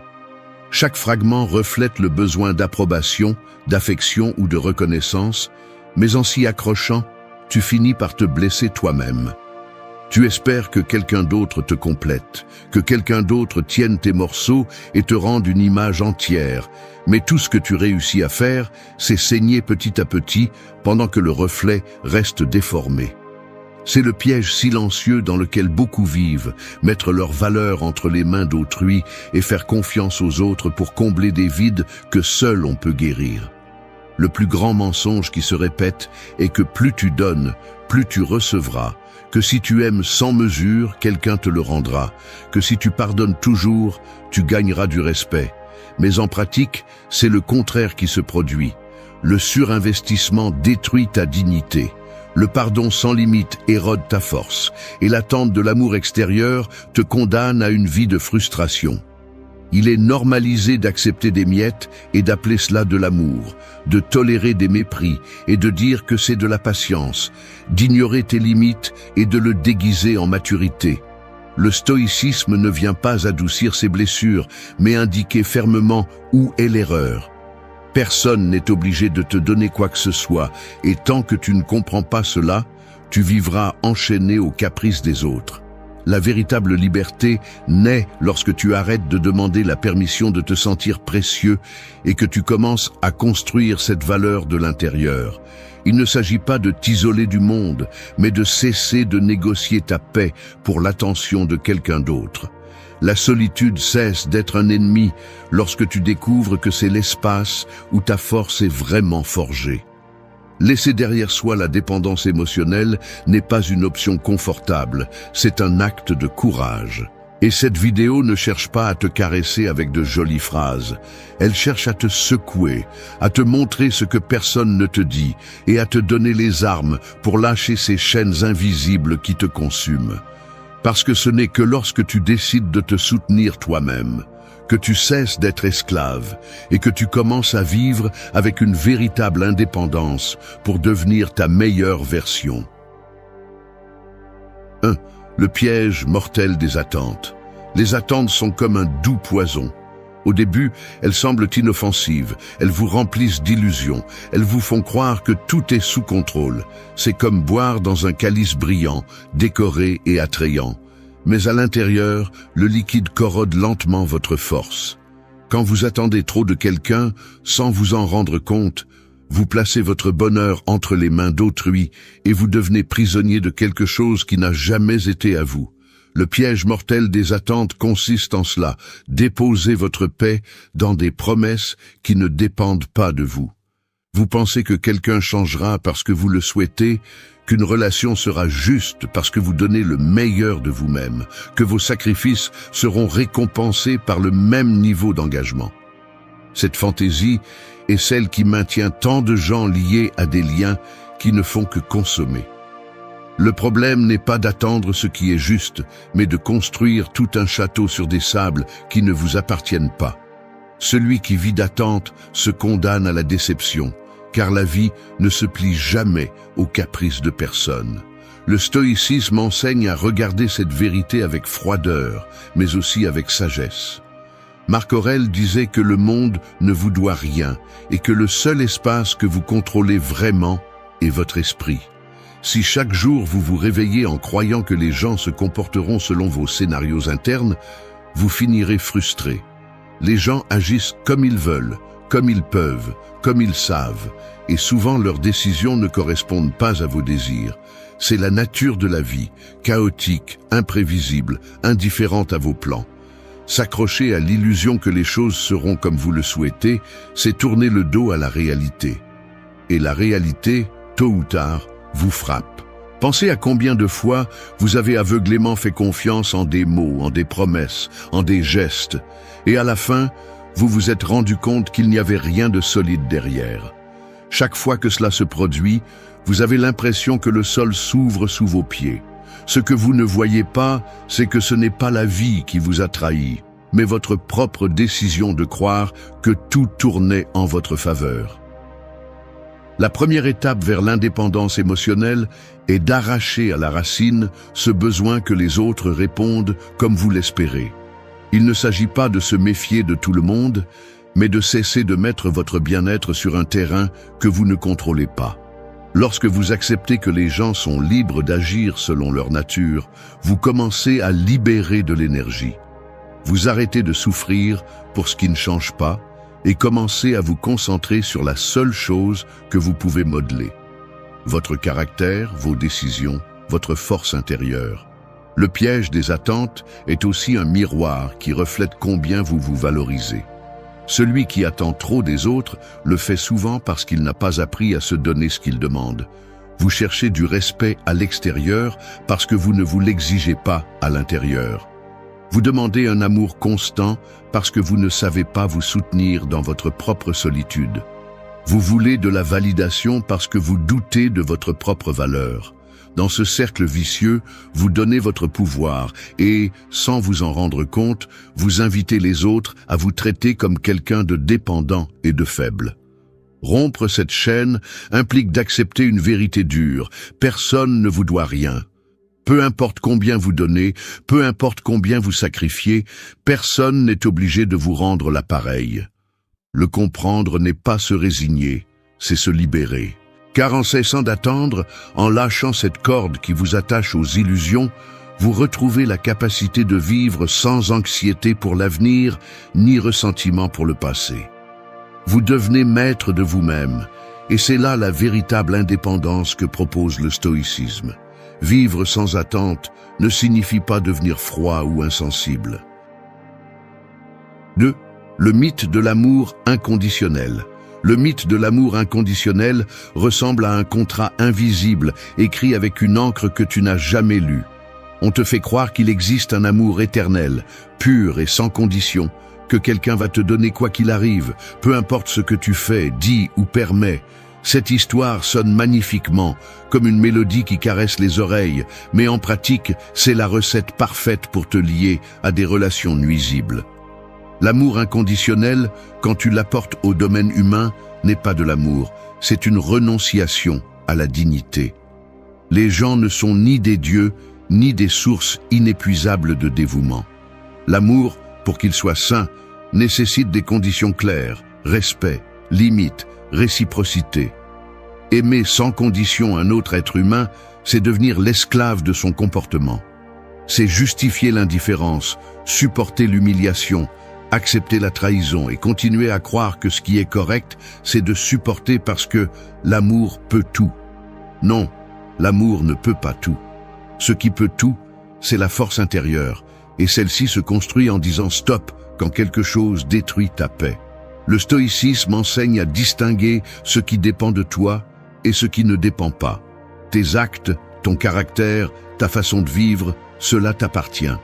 Les réactions, l'engagement ou la fidélité des autres, tu ne les contrôles pas. Si tu bases ta vie sur l'attente que quelqu'un t'aime, peu importe ce qui se passe, tu vivras avec l'angoisse de vérifier encore et encore qu'il n'y a pas de promesses éternelles. La seule chose inconditionnelle qui peut exister est en toi, le devoir de te respecter, de prendre soin de toi et de te tenir fermement au milieu de n'importe quelle circonstance. Le mythe de l'amour inconditionnel est dangereux parce qu'il est utilisé comme une arme pour manipuler. Combien de fois as-tu entendu des phrases comme « Si tu m'aimais vraiment, tu ne me questionnerais pas. Si ton amour était authentique, tu me pardonnerais toujours. Si tu m'aimais vraiment, tu accepterais tout de moi. » Ces phrases sont des chaînes déguisées en romantisme. Elles sont utilisées pour te faire sentir coupable et pour briser tes limites. Celui qui croit au mythe finit par donner toute sa vie pour soutenir une relation qui n'a plus de sens. Et dans ce processus, il perd le respect, l'identité et la liberté. L'amour réel est différent. Il ne se mesure pas par combien tu supportes, mais par combien tu te transformes sans te perdre. Aimer en toute conscience signifie poser des conditions qui protègent ta dignité. Non pas parce que tu es égoïste, mais parce que sans respect, il n'y a pas d'amour véritable. La personne qui t'aime vraiment ne te demande pas de trahir tes principes ni de renoncer à ta paix. Au contraire, elle célèbre tes limites parce qu'elle comprend que ta force soutient également la relation. Penser à l'amour inconditionnel comme un idéal absolu, c'est oublier la nature humaine. Nous sommes tous imparfaits, nous faisons tous des erreurs, nous avons tous des limites. Aimer avec des conditions saines, c'est reconnaître cette réalité et agir en conséquence. Un amour sans condition te rend otage de la volonté d'autrui. Un amour avec des conditions claires te permet de grandir, de construire et de partager sans craindre de te perdre. C'est la différence entre un lien qui détruit et un lien qui renforce. L'amour le plus profond que tu peux expérimenter n'est pas celui que tu reçois, mais celui que tu te donnes à toi-même. Celui-ci doit être inconditionnel, car il ne dépend pas des circonstances. C'est la décision quotidienne de te respecter, même si personne d'autre ne le fait, de te parler avec dignité, même si le monde te critique, de maintenir ta paix, même si on essaie de te l'arracher. Lorsque tu parviens à construire cet amour propre inconditionnel, tu cesses d'accepter des relations où l'amour est utilisé comme une excuse pour te contrôler ou te minimiser. La société idéalise l'idée du sacrifice. 3. Pourquoi donnes-tu tant et reçois-tu si peu? Donner sans mesure ressemble à essayer de remplir un puits avec de l'eau qui s'échappe par les fissures. Tu verses et verses, mais il ne se remplit jamais. Tout ce que tu réussis à faire, c'est t'épuiser pendant que le vide reste le même. C'est l'expérience de nombreuses personnes qui confondent la générosité avec l'auto-annulation, qui pensent qu'aimer signifie tout donner même si rien ne revient. On leur enseigne que donner est une vertu, mais personne ne leur dit que donner sans conscience est un chemin direct vers la frustration et l'épuisement émotionnel. Quand tu donnes trop et reçois si peu, ce n'est pas toujours parce que les autres sont injustes, parfois c'est parce que tu ne sais pas où t'arrêter. Tu as appris à mesurer ta valeur par ce que tu donnes et tu te convaincs que si tu donnes plus, tôt ou tard, quelqu'un te récompensera. Mais le monde ne fonctionne pas ainsi. La vie ne donne pas de récompense pour le sacrifice aveugle. Au contraire, l'absence de limite fait que les autres prennent ton don pour acquis, comme une obligation qui n'est pas remise en question. Tu cesses d'être apprécié et tu deviens une ressource inépuisable pour ceux qui ne prévoient jamais de te rendre l'appareil. Donner trop révèle aussi un vide intérieur. Tu cherches à combler les autres parce que tu ne sais pas comment te combler toi-même. Tu cherches la reconnaissance parce que tu n'as pas appris à reconnaître ton propre effort. Tu donnes excessivement parce que tu as peur que, si tu ne le fais pas, tu cesseras d'être nécessaire. Ce besoin d'approbation est ce qui maintient le cycle. Plus tu donnes, moins tu reçois, et moins tu reçois, plus tu essaies de donner. C'est une roue qui ne s'arrête jamais jusqu'à ce que tu décides de la briser avec un acte de conscience. Rompre ce schéma ne signifie pas devenir égoïste ou cesser d'aider. Cela signifie apprendre à donner à partir de l'abondance et non du manque. Quand tu sais qui tu es et que tu te respectes, ce que tu donnes est un choix, pas une obligation. Tu peux offrir du soutien, de l'amour et de la compagnie, mais sans te détruire dans le processus. Tu poses des limites claires, et ces limites ne sont pas des murs. Elles sont le signe que tu te valorises assez pour ne pas te vider au nom de personne. Le stoïcisme rappelle que le devoir le plus important est envers toi-même. Si tu donnes tout aux autres et que tu t'abandonnes, tu perds la capacité de vivre avec vertu. Tu ne peux pas pratiquer la justice si tu n'es pas juste envers toi-même. Tu ne peux pas être sage si tu permets qu'on t'épuise. Tu ne peux pas être fort si tu donnes toute ton énergie à ceux qui ne te la rendent jamais. Donner avec sagesse signifie reconnaître que ton temps et ta paix sont des ressources précieuses qui ne doivent pas être gaspillées là où elles ne fleuriront jamais. Demande-toi honnêtement, donnes-tu parce que tu le veux vraiment ou parce que tu as peur d'être oublié? Cette réponse change tout. Si ton don naît de la peur, ce que tu reçois sera toujours peu. car rien ni personne ne peut combler un vide que seul toi peux combler. Mais quand tu apprends à te donner d'abord du respect, de l'amour et des soins, tu n'as plus besoin de mendier la réciprocité. Ce que tu offres devient un cadeau, pas un sacrifice. Et ce que tu reçois cesse d'être une question de besoin pour devenir quelque chose de naturel. Car les vrais liens reposent sur l'équilibre et non sur l'exploitation. Donner trop et recevoir si peu n'est pas un destin. C'est un choix inconscient que tu répètes jusqu'à ce que tu décides d'ouvrir les yeux. Le jour où tu comprends que ta valeur ne dépend pas de combien tu donnes, ce jour-là tu retrouves ta liberté. Tu apprends à donner avec sagesse, à demander avec fermeté et à attendre avec sérénité. Et tu découvres que la vraie abondance n'est pas de te vider pour les autres, mais de vivre à partir de la force intérieure qui ne dépend jamais de l'approbation des autres. 4. La différence entre solitude et être seul. La solitude est comme une pièce sombre dans laquelle beaucoup craignent d'entrer. De l'extérieur, elle semble être un endroit froid, silencieux et vide. Mais ce que personne ne te dit, c'est qu'à l'intérieur de cette pièce se trouve aussi la clé de ta liberté. Être seul et ressentir la solitude ne sont pas la même chose, bien que la plupart des gens les confondent. Être seul est un fait, un état physique. Tu peux être entouré de gens et te sentir isolé, ou tu peux être avec toi-même et ressentir le calme. La solitude, en revanche, est une interprétation, une blessure qui apparaît lorsque tu ne sais pas vivre avec ton propre silence.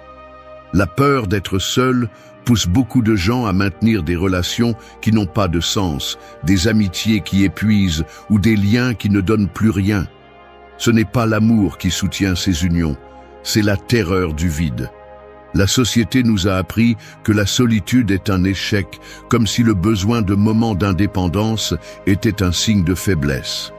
Mais les stoïciens comprenaient que la véritable force naît de savoir marcher avec soi-même sans sentir qu'il te manque quelque chose. Quand tu apprends à être seul, tu découvres qu'il n'y a pas de meilleure compagnie que celle de ton propre esprit en paix. La différence entre solitude et être seul se remarque dans la façon dont tu interprètes le silence. Celui qui ne se supporte pas lui-même cherche à remplir cet espace avec du bruit, des messages, des distractions ou des compagnies superficielles. Celui qui apprend à se valoriser utilise ce silence comme un terrain fertile pour se connaître. Être seul peut être un cadeau si tu décides de le regarder avec d'autres yeux, car c'est là que tu comprends ce que tu désires vraiment et ce qui n'a plus de place dans ta vie. Le stoïcisme invite à transformer la solitude en une école. Quand tu te sens isolé, au lieu de fuir, demande-toi quelle partie de toi tu évites de regarder. Peut-être que le bruit des foules a toujours été une excuse pour ne pas affronter tes insécurités. Peut-être que le besoin d'être avec quelqu'un à tout moment est le reflet du fait que tu n'as pas construit un refuge intérieur. Les stoïciens répétaient qu'il n'y a pas de pire esclavage que de dépendre des autres pour se sentir en paix.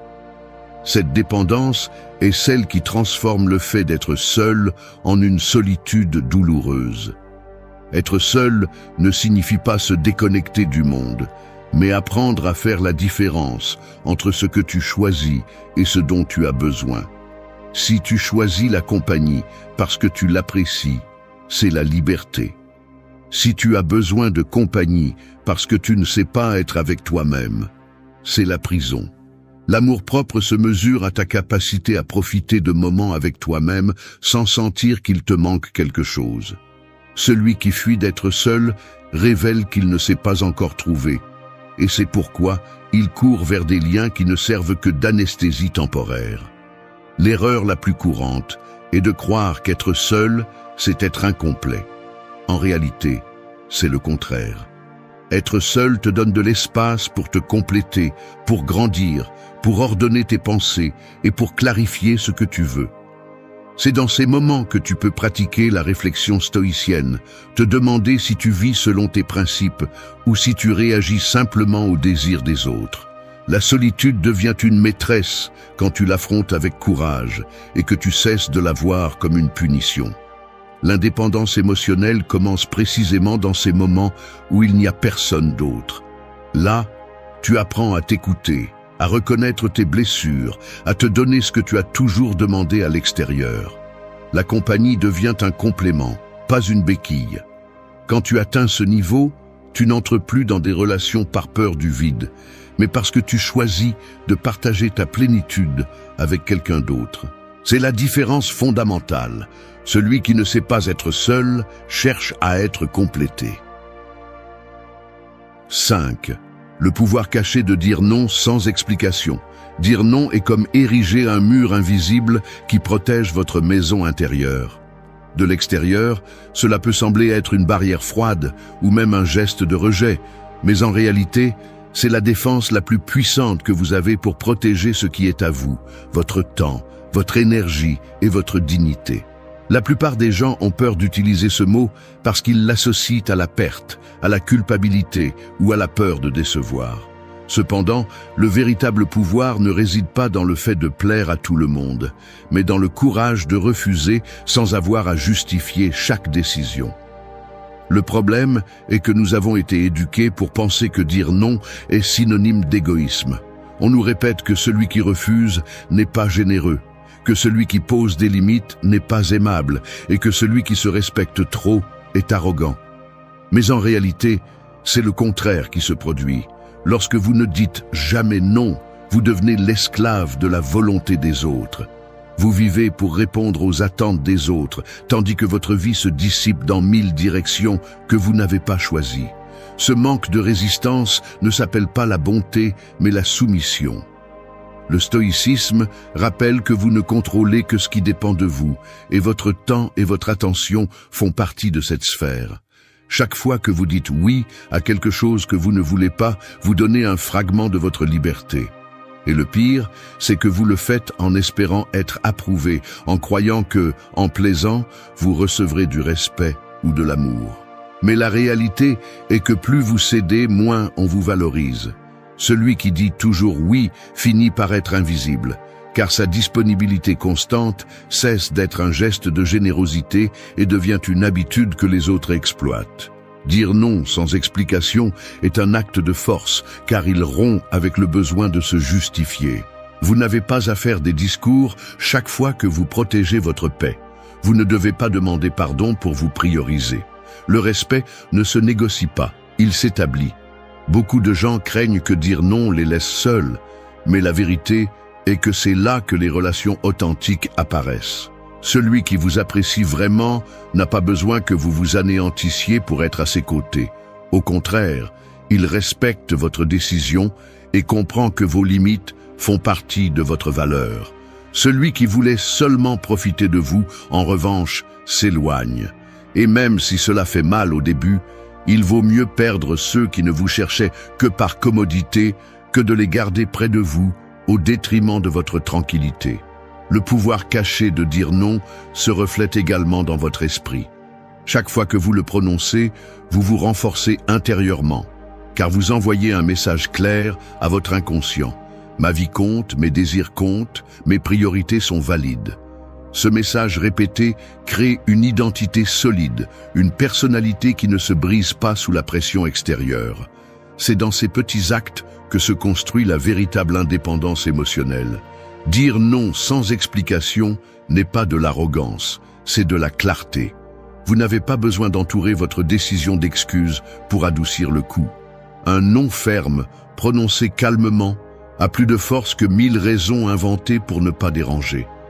Et lorsque vous commencez à l'utiliser naturellement, vous découvrez qu'il ne vous libère pas seulement des engagements inutiles, il vous redonne également le contrôle de votre vie. Chaque oui que vous donnez doit être un acte conscient et volontaire, pas une réponse automatique née de la peur. Lorsque votre vie est remplie de non bien placés, vos oui prennent plus de valeur, car ils ne proviennent plus de l'obligation, mais du choix. C'est là le véritable pouvoir, que votre énergie ne soit pas gaspillée dans ce qui ne vous construit pas, mais qu'elle se concentre sur ce qui compte vraiment dans votre vie. 6. Pourquoi les gens te traitent-ils comme tu leur apprends à te traiter? Le traitement que tu reçois des autres est comme le reflet dans un miroir. Le miroir n'invente rien, il renvoie simplement l'image qu'il a devant lui. C'est ainsi que fonctionne la vie. Les gens t'observent, voient ce que tu permets, ce que tu tais, ce que tu tolères, et agissent en conséquence. Il ne s'agit pas de malchance ni du fait que tout le monde soit cruel, il s'agit du fait que chaque jour, par tes actions et tes silences, tu apprends aux autres jusqu'où ils peuvent aller avec toi. Beaucoup pensent que le respect dépend du fait que les autres aient de bonnes valeurs, mais la vérité est que le respect s'établit d'abord en toi. Si tu ne te valorises pas, si tu laisses passer les offenses, si tu justifies les humiliations, si tu cèdes encore et encore, même si cela fait mal, tu envoies un message clair. Avec moi, c'est possible. Les gens apprennent vite où il y a des limites et où il n'y en a pas. Et celui qui remarque que tu ne mets pas de barrière, tôt ou tard, profitera de cette absence pour te traiter selon sa convenance. Le stoïcisme enseigne que personne ne peut te faire de mal sans ton consentement. Le mal n'est pas seulement dans ce qu'on te fait, mais aussi dans ce que tu décides d'accepter. Marc Aurèle le disait avec fermeté. Ton esprit devient complice de ce à quoi tu donnes ton approbation. Et c'est vrai, tu ne contrôles pas les actions des autres, mais tu contrôles ta réponse. Chaque fois que tu tolères l'intolérable, chaque fois que tu minimises ce qui te blesse, tu renforces le comportement qui devrait s'arrêter. La clé est de comprendre que l'enseignement aux gens comment te traiter ne se fait pas avec des discours, mais avec des actions fermes. Il ne sert à rien de répéter « je veux du respect » si en même temps tu baisses la tête quand on te manque de respect. Il ne sert à rien de demander de la considération si tu es toujours disponible, même si on t'ignore. Les autres n'apprennent pas de ce que tu dis, ils apprennent de ce que tu fais. Ta cohérence est celle qui marque le terrain. Si ta vie montre des limites claires, si ta présence reflète la dignité, si ton attitude montre que tu ne négocies pas ta valeur, les autres le comprennent sans avoir besoin d'explication. La peur de mettre des limites est ce qui maintient tant de gens piégés. Ils craignent que s'ils exigent du respect, ils seront abandonnés. Que s'ils disent « stop », ils perdront ceux qu'ils aiment. Mais ce qui se passe en réalité, c'est le contraire. Quand tu ne mets pas de limites, tu attires ceux qui ne font que profiter. Quand tu le fais, au début, certains s'éloignent, mais ce qui reste est beaucoup plus précieux. Des relations authentiques basées sur la réciprocité. Et même si au début cela semble douloureux, c'est la preuve la plus claire que ta dignité a un prix que tu n'es pas prêt à donner. Le traitement que tu reçois expose aussi tes insécurités. Si tu ne crois pas en ta propre valeur, tu chercheras à la compenser en étant complaisant, en supportant n'importe quoi, en acceptant des miettes pour ne pas être seul. Ce vide intérieur est un aimant pour l'abus, car ceux qui détectent ton besoin savent que tu n'auras pas le courage d'exiger plus. C'est pourquoi le vrai travail commence avec toi. Renforcer ton esprit, cultiver le respect de soi, assumer que ta paix vaut plus que n'importe quelle compagnie. Quand tu le fais, ta présence même envoie un message puissant. Les gens te traitent comme tu leur apprends, non pas parce qu'ils commandent sur toi, mais parce que tu écris toi-même le manuel d'instruction avec tes comportements. Si le manuel dit « ici, il n'y a pas de limite », prépare-toi à l'abus. Si le manuel dit « ma valeur est non négociable », tu verras comment tout change. Tu n'as pas besoin de le crier, tu n'as pas besoin de l'expliquer, tu as juste besoin de le vivre. Le véritable respect ne se demande pas, il s'inspire. Et quand tu comprends cela, tu découvres que la clé pour changer la façon dont les autres te traitent n'a jamais été entre leurs mains. Elle a toujours été entre les tiennes. 7. Comment le pardon peut te blesser plus qu'il ne t'aide? Le pardon mal compris ressemble à un pansement sale posé sur une plaie ouverte. Il donne l'illusion d'un soulagement momentané, celle que la douleur est couverte et qu'elle dérange moins. Mais à l'intérieur, la blessure s'infecte et s'aggrave. Voilà ce qui arrive lorsqu'on pardonne de manière répétée sans réflexion, lorsque le pardon est accordé par peur de perdre, et non par réelle volonté de guérison. La société a idéalisé l'idée que pardonner est toujours noble, mais tous les pardons ne libèrent pas. Certains enchaînent. on nous enseigne que pardonner est un devoir absolu, comme si dire « je te pardonne » était la clé de la paix intérieure. Pourtant, ce qu'on ne dit presque jamais, c'est que certains pardons deviennent des chaînes invisibles. Lorsque tu pardonnes l'impardonnable sans exiger de changement réel, tu ne guéris pas. Tu permets simplement qu'on te blesse à nouveau. Et à chaque répétition, ton respect de toi-même diminue un peu plus, jusqu'au jour où tu te réveilles sans savoir où est passée ta dignité. Le stoïcisme ne parle pas d'un pardon romantique, mais d'un pardon rationnel. Il ne s'agit ni d'accumuler de la rancœur, ni de vivre dans le ressentiment, mais d'être conscient de ce que tu choisis de tolérer.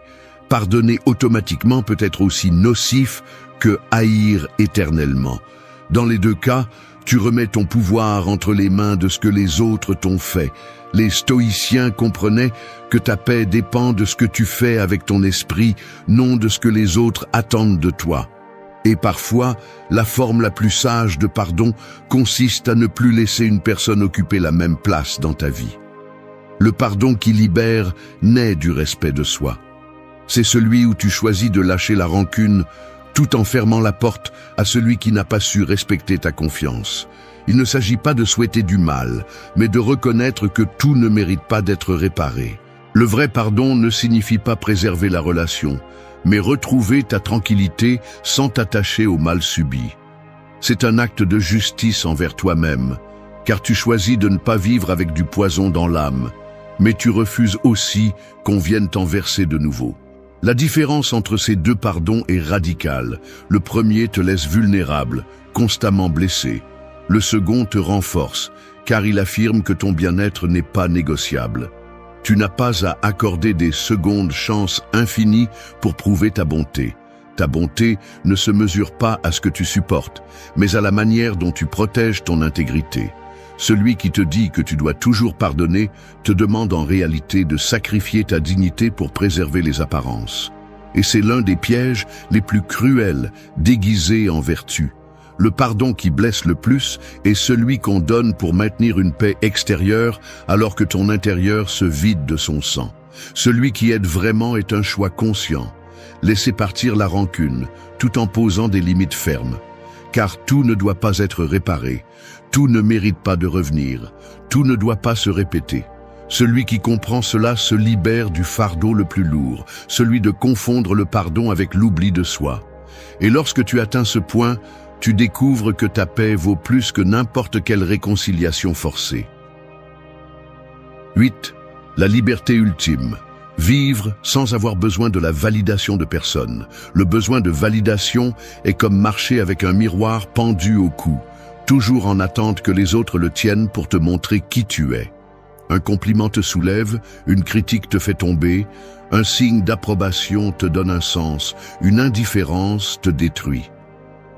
Cette dépendance est l'une des formes d'esclavage les plus silencieuses, car elle transforme ta vie en une scène où tu agis pour obtenir des applaudissements au lieu de vivre avec authenticité. Depuis notre enfance, on nous entraîne à chercher l'approbation. L'obéissance aveugle est récompensée. La différence est punie. On nous enseigne que la valeur personnelle est liée à la mesure dans laquelle tu corresponds aux normes des autres. Et ainsi, tu grandis avec l'idée que ce qui est important n'est pas ce que tu es, mais ce que les autres disent que tu es. Le problème est que cette validation est instable, elle change avec les modes, avec les humeurs des autres, avec des attentes qui ne finissent jamais. Baser ton identité sur cela est comme construire une maison sur du sable mouvant. Tôt ou tard, elle s'enfonce. Le coût de vivre pour être validé est élevé.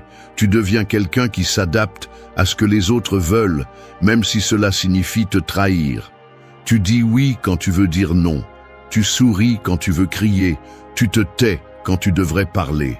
Peu à peu, tu deviens un acteur de ta propre vie, jouant des rôles que tu ne ressens pas. Et le pire, c'est que même ainsi, ce n'est jamais assez. Il y aura toujours quelqu'un pour critiquer, quelqu'un pour minimiser, quelqu'un pour ne pas apprécier. La validation externe est un puits sans fond qui ne se remplit jamais. La véritable liberté arrive quand tu décides de rompre ce schéma. quand tu comprends que tu n'as pas besoin de prouver quoi que ce soit pour avoir de la valeur, que ta dignité ne dépend pas de l'approbation, mais de ta capacité à rester fidèle à ce que tu es. Et ce changement non seulement libère, mais transforme aussi tes relations. Parce que tu arrêtes de chercher des gens qui t'applaudissent et tu commences à t'entourer de ceux qui te respectent, même si tu n'es pas d'accord avec eux. L'authenticité devient ton filtre et la validation cesse d'être un objectif pour devenir une conséquence naturelle de vivre avec cohérence. Beaucoup craignent que cesser de chercher la validation les rende froids ou isolés, mais c'est tout le contraire. Quand tu ne dépends plus de l'approbation, tu peux vraiment aimer parce que ton amour ne naît pas du besoin, mais du choix. Tu peux partager sans peur parce que ce que tu donnes ne cherche pas de récompense.